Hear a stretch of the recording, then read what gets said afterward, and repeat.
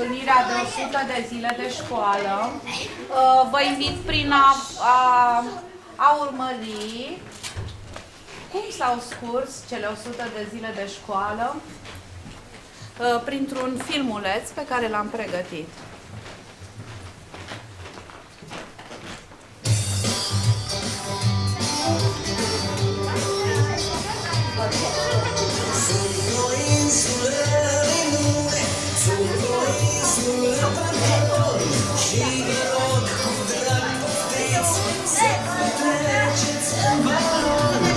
Uite, unul se debuță, altul e pe tobogan. Fericit ori la vale, când sunt ca un bolovan. Insula copilor, liniștea părinților, raiul jucăriilor și speranța tuturor. Liniștea părinților, insula copilor.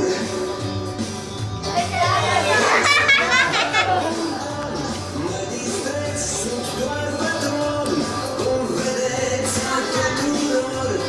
Insula copilor, un balon, două baloane, totul este ca-n povești, jucării și tobogane, tot ce vrei aici găsești. Insula copilor, liniștea părinților, raiul jucăriilor și speranța tuturor. Liniștea părinților, insula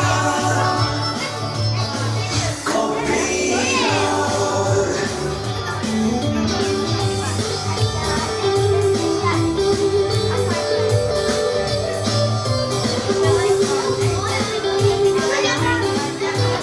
Dacă vrei să te distrezi, puneți ochelari de soare. Sunt patron de cum vedeți și mă joc cu fiecare. Cei mici trag din biberoare și pe toți prof nu distrage. Alții zboară în avioane, toți în insulă dansează. Insula copilor, liniștea părinților,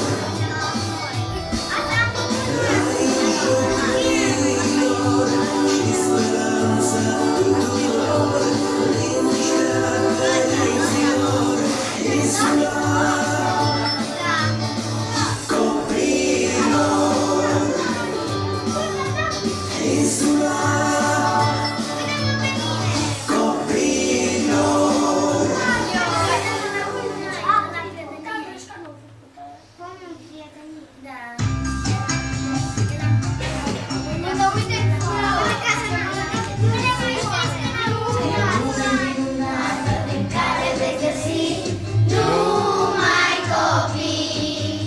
O lume cu mult soare și mii de jucării pentru copii. În lumea cu povești și flori veți întâlni numai copii. Și o lume inocențe păstrați orice ar fi pentru copii. Ieri am fost și noi copii, dar din timp ne-a schimbat. În viață am pornit și vise am împlinit așa cum ne-am dorit. Gânduri bune care am strâns și tot ce-am învățat. Copiii o să dărim sărată. Lume minunată în care veți găsi numai copii. O lume cu mult soare, mii de jucării pentru copii.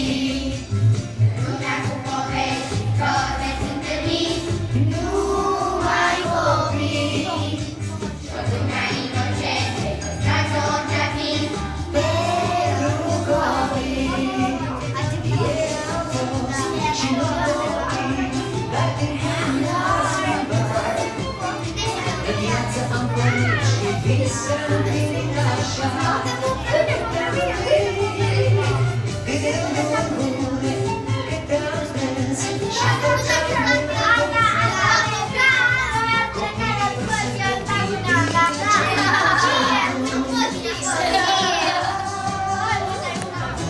zi poate fi mai sincer, mai curat. Ce ochi știi ai iubit atât de adevărat. Care veți găsi numai copii, o lume cu mult soare și mii de jucării pentru copii. Numai copii,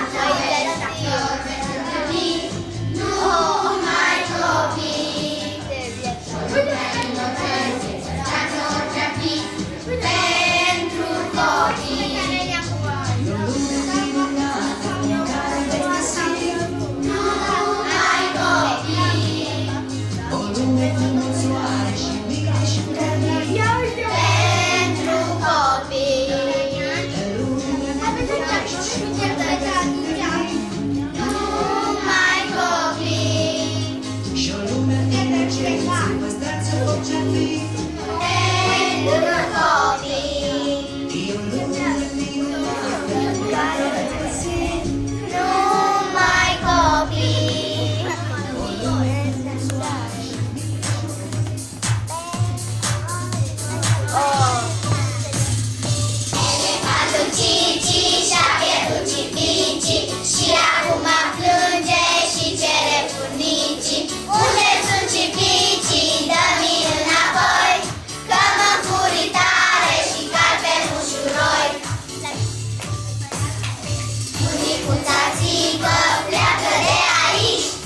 Eu sunt mică, mică și am cipicii mici.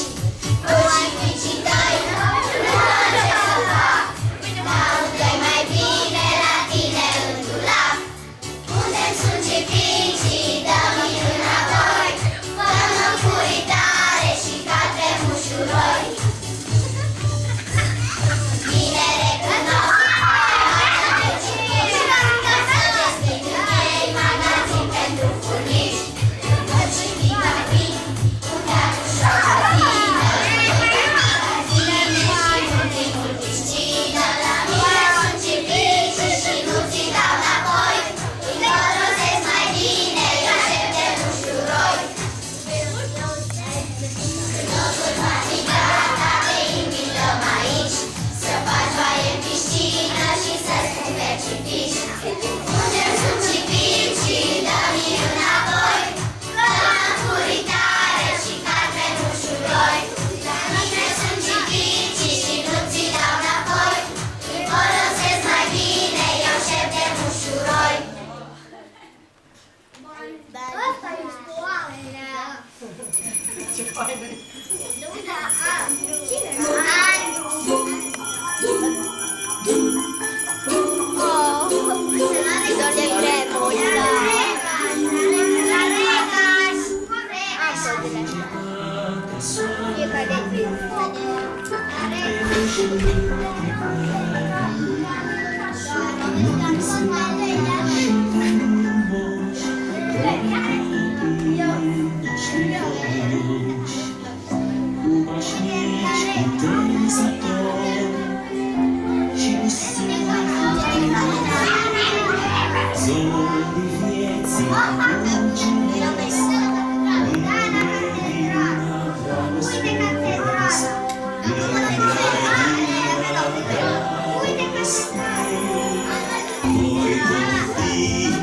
Voi copii, voi minunea lumii, ne aduceți glasul argintii. Voi copii, dragi copii, porumbii ai pășii, să păstrați gen fără noi, să iubiți cu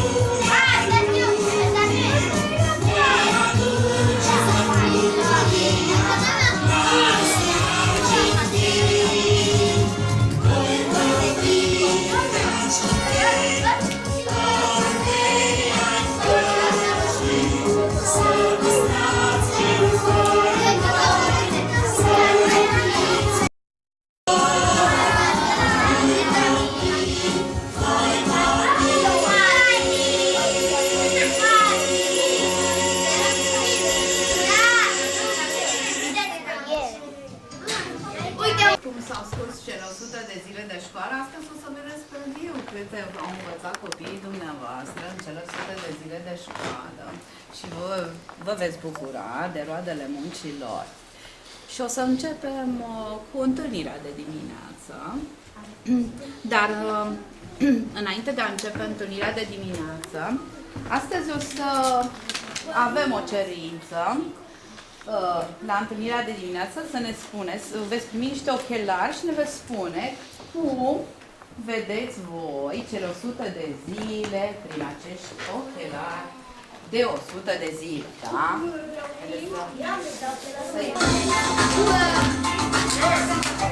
Bună dimineața, părinți și copii! Astăzi este joi, 7 martie 2013. Ursuleții s-au trezit, bună dimineața! Iepurașii s-au trezit, bună dimineața! Șoriței s-au trezit, bună dimineața!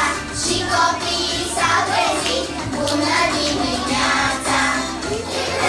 Viorare i-a cuprins pe fiecare, după ce și-au făcut sfatul, au luat apoi spălatul. Pe subțioare, pe ochi și pe dințișori, bine să fii curat, îngrijit și pierdănat, ca să faci tot ce poftești și ca să nu te grăbești. Zilele la culcare și rele la sculare, să n-alegi pătra mai, ca să nu te piedici mari. Și-ți fie toți iubiți, sănătoși și fericiți. Ursuleții s-au trezit, bună dimineața! Iepurașii s-au trezit, bună dimineața! Șoriței s-au trezit, bună dimineața! Și copiii s-au trezit, bună dimineața! Viorare i-a cuprins pe fiecare, după ce și-au făcut sfatul, au luat apoi spălatul. Pe subțioare, pe ochi și pe dințișori, bine să fii curat, îngrijit și pierdănat, ca să faci tot ce poftești și ca să nu te grăbești.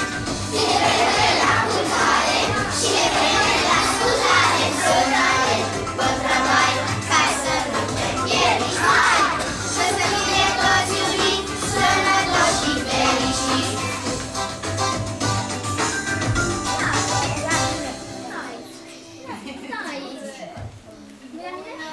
Bună dimineața, copii! Bună dimineața, prieteni! Bună dimineața, copii! Bună dimineața, doamnă învățătoare! Bună dimineața, școală! Bună dimineața, Petrina! Bună dimineața, ispeților! Bună dimineața, silitorilor! Bună dimineața, polodor! Bună dimineața, școlăreilor! Bună dimineața! Friends, friends, 1, 2, 3. All my friends are here with me. And you are my friends. And you are my friends. And you are my friends. And you are my friends. Friends, friends, 1, 2, 3. All my friends are here with me. În fiecare dimineață să avem gândul bun pe față, către soare să privim, iubire să dăruim, de gând rău să ne ferim, să adunăm doar bucurie și în lume să o răspândim. Și atunci orice copil în fiecare dimineață are gândul bun pe față. 7, 6, 5, 4, 3, 2, 1.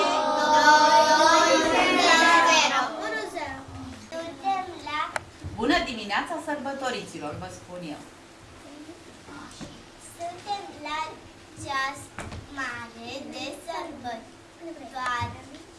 Oare Împreună cu pinguinul Apolodor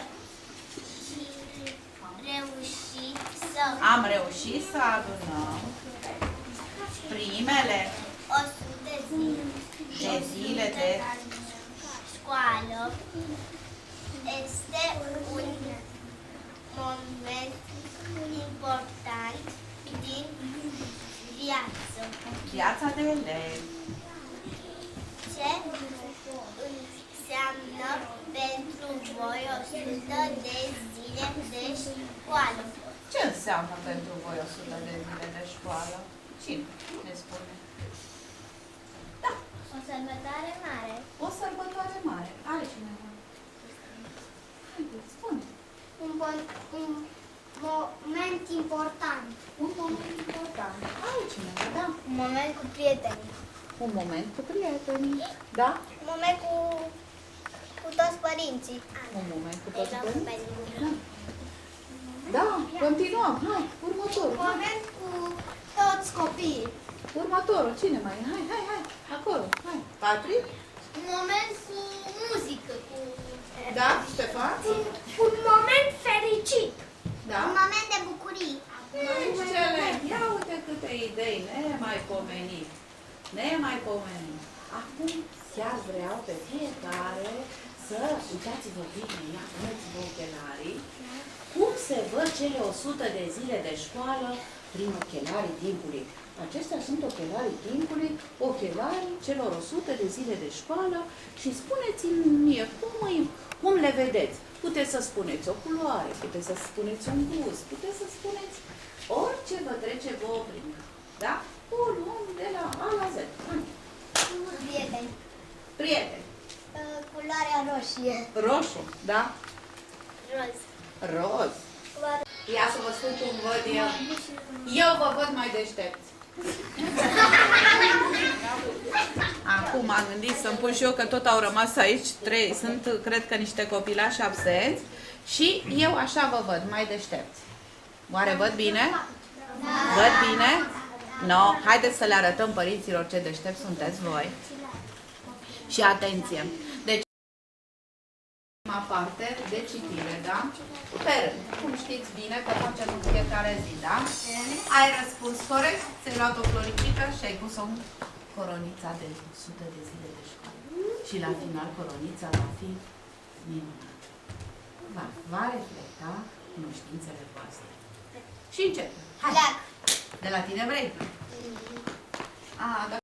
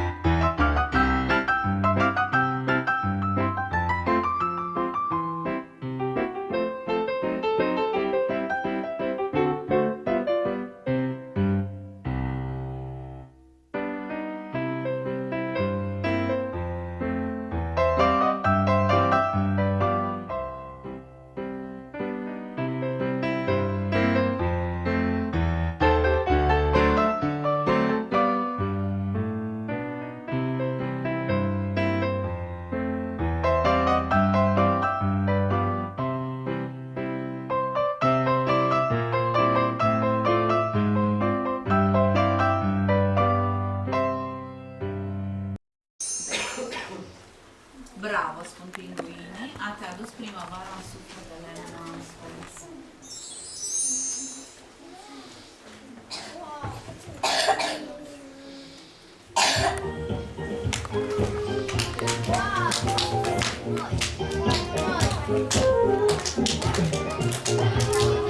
Vine primăvara, se așterne toată țara, floricele pe câmpii, hai să le adunăm topii. Năzutea cum cuvine, primăvara vine, vine. Vestitorii au sosit, în zăvoi întinerit. Vestitorii au sosit, în zăvoi întinerit. Înfloresc grădinile, înfloresc grădinile, înfloresc grădinile, cerul ca oglinda, albinele, albinele, și-au pornit colinda. Primăvară, bine ai venit, rândunica iarăși a sosit. Cântările, păsărele, să cântăm și noi cu ele. Primăvară, bine ai venit. Crește, crește iarba verde, ciocârlia nouă se pierde. Haideți să ascultăm copii, ale cântece în câmpii. Joacă fete și băieți, joacă fete și băieți, joacă fete și băieți, ora învățătură, a decena trece vieți, să trec în natură. La la la la la la la la la. La la la la la la la la la. Ei zburtă pe câmpii, hai să le vedem copii. Primăvară!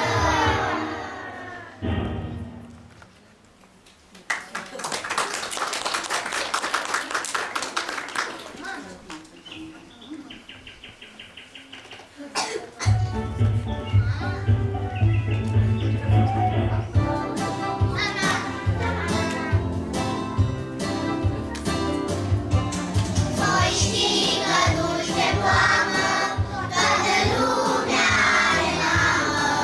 Nebunietul ursulică, puiul cel de rândunică. Fuge noaptea și dispare, leagă puiul bine mare. Tot din ore dimineață, și mereu la marea voastră. Voi știi că duce poamă, toată lumea are mamă. Nebunierul ursulică, puiul cel de rândunică. Fuge noaptea și dispare, leagă puiul bine mare. Tot din ore dimineață, și mereu la marea voastră.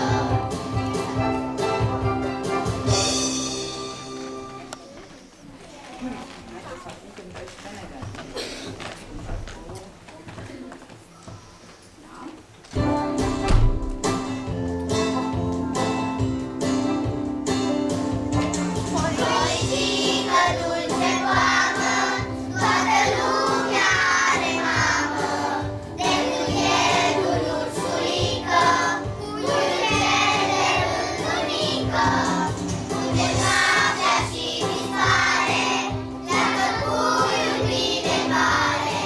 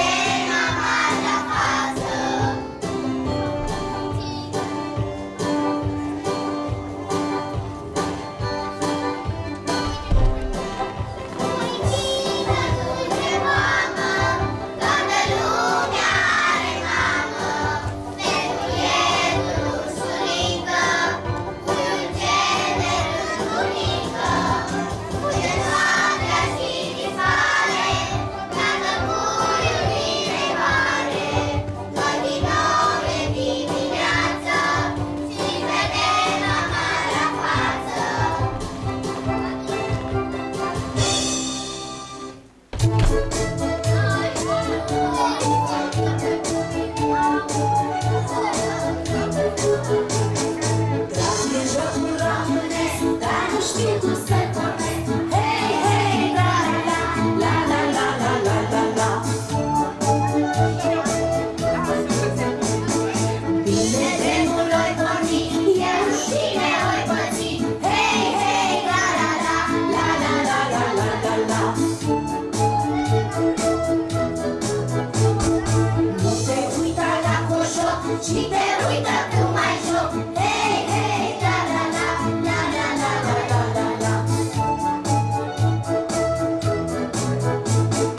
Drag de jocul românesc, dar nu știu cum să-l pornesc.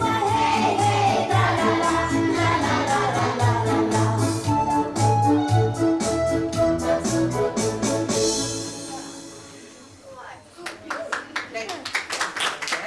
Ați fost grozavi.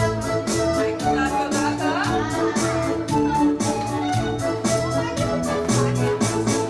Drag de jocul românesc, dar nu știu cum să-l pornesc.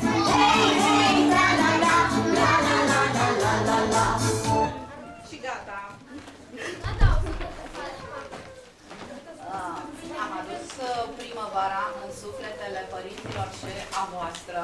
Cu atâtea floricele câte ați cules voi astăzi, le-ați demonstrat părinților că voi la școală ați învățat, da? Și în cele 100 de zile ați adunat foarte multe cunoștințe. Prin urmare, primiți astăzi diplomă de excelență pentru de la Pinguini, da? Se acordă elevului.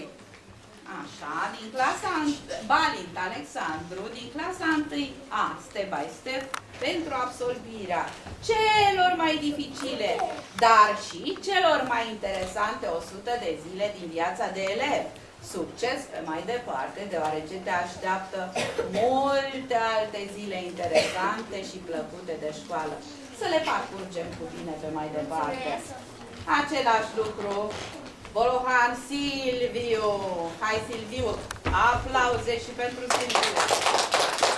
Ionuț Bucălaie. Aplauze. Câmpean Eduard. Aplauze. Denis Civitu. Aplauze. Foarte bine. Diplomă de excelență de la Pinguini. Dai tu seama. Floari Bogdan. Florea Denis. Gaja Andrei. Ergiu Andrei. Irisco David. Leac Ștefan. Miclea Patrick. Oancea Cătălin. Papa Alexandru. Papa Alexandru, că și Alexandru te cheamă. Fabian. Rășcanu Bogdan. Au știu Pinguinii că te cheamă și Alexandru. Fii atent. Stoica Edu. Este pe aici, nu Stoica? Uite că este, măi. Sedlacek Antoniu. Avem, așa știu că avea Antoniu, dar Sedlacek. Da? Bravo!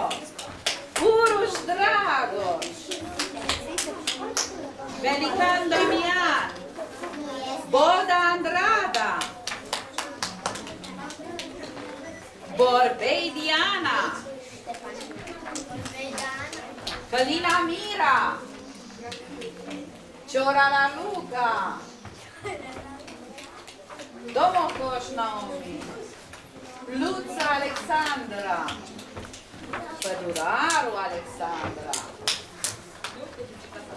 Pana Alesia. Căbăcarul Lavinia. Zugravă Nicol. Și nu în ultimul rând, Zugravă Nicol. Te-am văzut așa de tristă și atunci... Deci, astăzi ați parcurs cu bine, ați demonstrat cât de mult ați învățat voi în cele 100 de zile de școală. Le-am cântat mămicilor la mulți ani de ziua lor, le-am cântat cântecelul pentru dumnealor a fost, da? Și iată că mai avem noi niște cadouri pentru dumnealor. Și avem așa, Rășcanu Bogdan. Și îți dai mămicii, da? Floari Bogdan. Ei, s-au încurcat, să vezi tu până în clasa 4-a ce mare ești și o să fie mică aceea. Naomi este absentă. Cred că acesta este Edu. Își da mami și Duio. Toni. Patrick.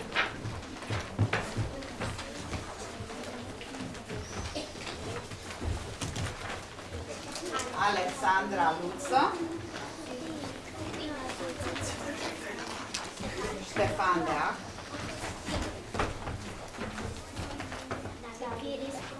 David.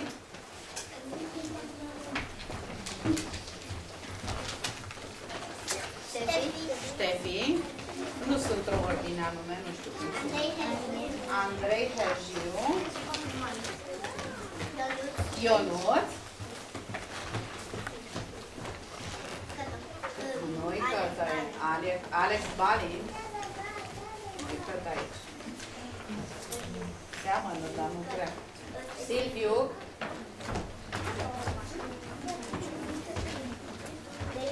Denis Florea. Amiluța. Andra. Nicol. Hai, Nicol, că n-ai mai rămas ultima. Ce să facem dacă ești cu Z? Alexuța. Lavi.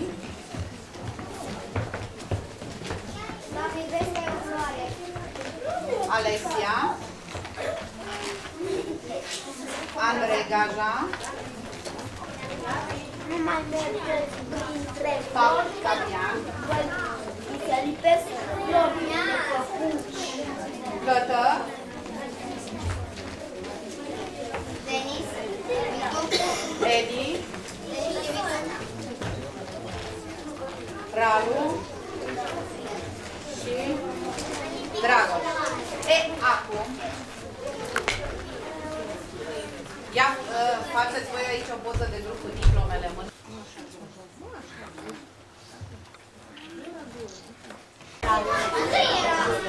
Deci copilașii, rămâneți aici ca să vedem, să auzim ce ne spun colegii noștri, cum au muncit ei la colecția lor. Da-i foarte bine. Ca ei să vadă și să audă despre minunata colecție.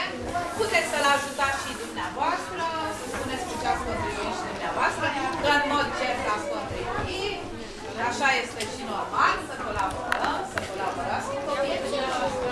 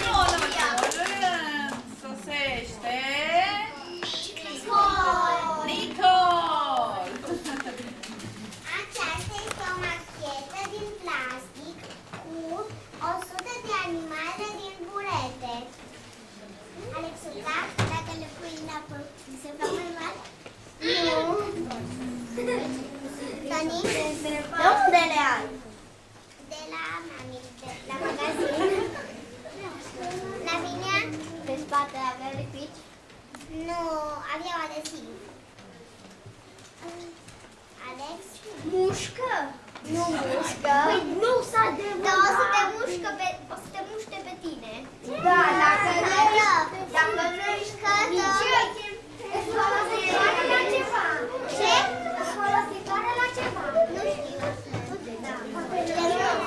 Ce nu dai mâncare? Ce nu dai mâncare? Nu le dau de mâncare. Ali? Ali? Le o să le muște pe toți. Nu mai mă pui. De la întrebarea asta pe tine nu te muște.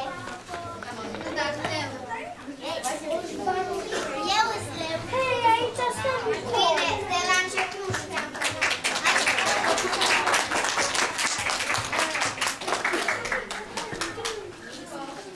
Da. Vreau să vă spun, deci tricoul pe care l-ați primit astăzi este tricoul de 100, de 200, de 300, de 400, de 500, de 600 de zile de școală. Este un proiect pe care așa ne-am gândit să fie.